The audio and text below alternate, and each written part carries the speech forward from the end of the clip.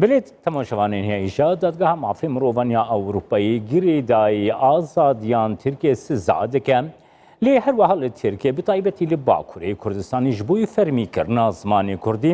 خەباتێکی بەرفەرەح و نەهاژ ئالی حەز کوردی بە تێبرێڤەبرن بارش جەلالی ڕێڤەبەری حرەکەتا زمانی کوردی حەز کورد لە ستودیۆ میوانی منە دەم باشکەکێ بارش بارش نها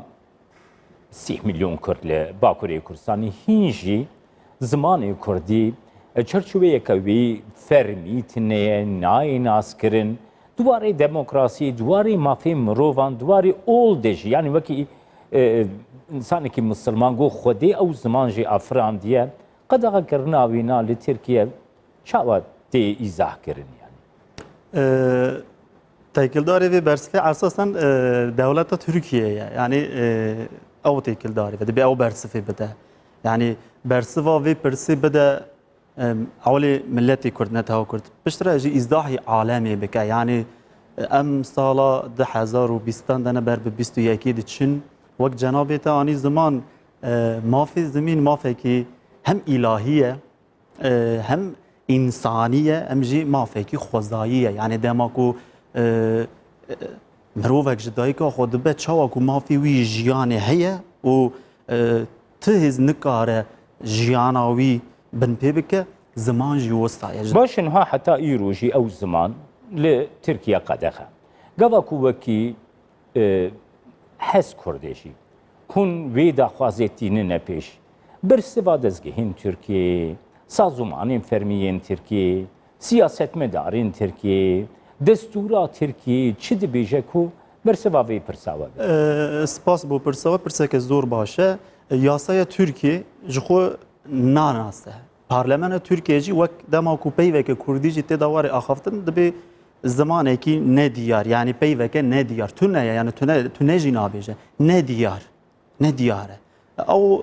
diwarê yasayê de têz dîtin ku ti mafê wînîne. Dezgehê wan çawan çi yê fermî bin, çi yê siyasî bin, çi yê dezgeh saziyên sivîl bin hem guhê xwe, hem çavê xwe, hem jî devê xwe girtine divê mijarê de. Bes ez dixwazim ne tenê rexneyan bêjin dewleta Tirkiyeyê an jî hikûmeta wê. Ji xwe min dixwe ez î werme ser vê pirsêkekê barij yanî niha 30 milyon Kurd li Bakurê Kurdistanê. Gava ku mirov li Bakurê Kurdistanê derbasî yani platformên civatî dibe, bazaran dibe, zimanî bazaran jî bûye Tirkiyeyê. Gelo ji bo vejandina zimanê Kurdî dezgehên Kurdî, saziyên Kurdî ji wan erkên xwe bicêhtînin gelo? Bi pirsa te ber bi vê girêdayî ez jî dihatim li ser wê babetê esasen divê dewlet bin, sîstem bin, partî rêxistin çi dibin bila bibin dibe netewek zimanê xwe ewlê pê bihesibe û bizanibe û heger ku înkara wê jî hebe dibe zimanê xwe daxwaz bike. Ji ber wê li taybet ez yani mixabin li Bakurê welat hişmendiya zimîn eva 40 sale 50 sale lewaz bûye. Heta van salên daviyên de zimanê Kurdî neaxaftin an jî zimanê biyanî din ne tenê Tirkî zimanê biyanî axaftin wek tiştekî modern û hemdem tê dîtinê. Esasen di vir da dibe netewek zimanê xwe talep bike, daxwaz bike bi vê hişmendiyê ji xwe me hez Kurd me got li ser hemî sazî partî rêxistin komel dayê yani ji ber çi îro em dibînin ne tenê partî ne tenê di nava Kurdan da yani rojhilata naverast da saziyên qaş û dibên em sivîlin bi wê însiyatîfê ava dibin ew jî heya ku pişta xwe nedin partiyekî rêxistinek serokekî xwe yani bi hêz nabînin mixabin ji ber wê esasen yek li Bakurê welat vêga hişmendiya ziman nîne pir lawaz deman bikarim bêjin nîne du saziyên me sivîl e bi rastî sivîl serbixwe yani ne ku bi însiyatîfa partiyekî em bêjin cemaetekî bi şekil nînin. Kek barij niha xebata hez Kurd wekî Kurdistan 24 me şopan ji proseya dema damezrandina wê heta îro jî weke Kurdistan 24 me şopandiye û em her dişopînin jî yani li cem me hestek peyda bûye ku بەرامبەری هەسکورد ئینتەرەسەیەک هەیە هەسکورتی شۆپاندن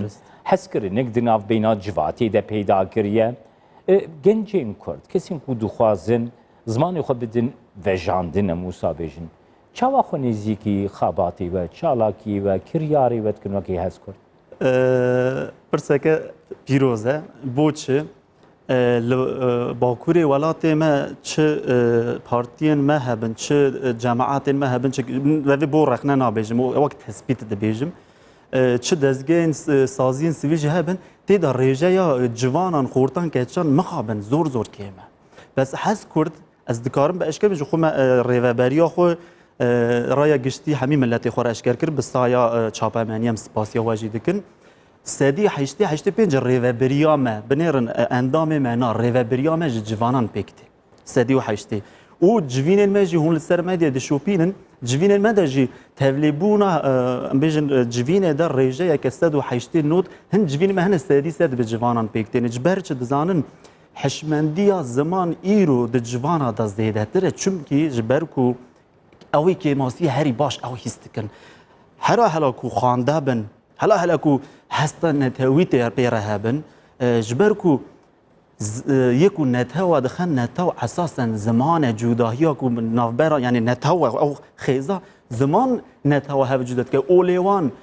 partiyê wan îdeolojiyê wan na mînaka ez bidim cûhiyên birayên me bi salan bi hezar salan bi sed salan derbeder bûn daviyê vegerîn bi gelek zehmetiyên xwe ra dewletek ava kirin bes kêmasiyan tenê çi bû dizanin ziman bû bi pênc kesa bi şeş kesa pisporî wî zimanî devokek biborin zaravayekî mirî bû êdî ji nû ve afirandin ew jî wê nîşa dide ku ziman hîmê netewiyetê ye bingeha netewîbûnê ye yani ti rojekî sîstemeke zor em bêjin serbixwe wek dewlet an jî wek em bêjin formeke federê jî ava bikî pêwîstiya te bi ziman heye ji ber wê dibe esasen ziman hewqasî giring e bes em ê çawa wê giringiyê bidin milletê xwe yani bizanibin eva giringiya wî çi ye dibe heşmendiya zemîn hebe û hemî Kurdên me ji cemaetê xwe ji şêxê xwe ji serokê xwe ji bavê xwe zarokê me bila dayê xwe bavê xwe bixwazin çima ti zimanê min yani nadî min an jî jê taleb bikin ji partiyê xwe taleb bikin çima zimanê min hûn naxine rojeva Tirkiyeyê yani esasen me dît ku kêmahiyek heye bi wî şeklê me got dezgehekî sivîl rewa ebed ji tund û tijiyê dûr bes însiyatîfeke sivîl taybet ji civana û ronakbîrên me pêk warê ku em ê vêya bixin rojevê ewelê dewleta Tirkiye partiyên Tirka em ê vêya ji saziyên xwe ji partiyên xwe cemaetê xwe dê û bavê xwe bixwazin ku bo ziman çi heye çi gelek spas Barû Celalî rêveberiya Hereketa Zimanê Kurdî ya hez Kurd ku tu mêvanê min stûdyoyê bû dixwazim bêjim jî wekî Kurdistan 24 em dê hez Kurd her bişopî pasiya cenabê te û Kanala Kurdistan 24 dikin gelek spas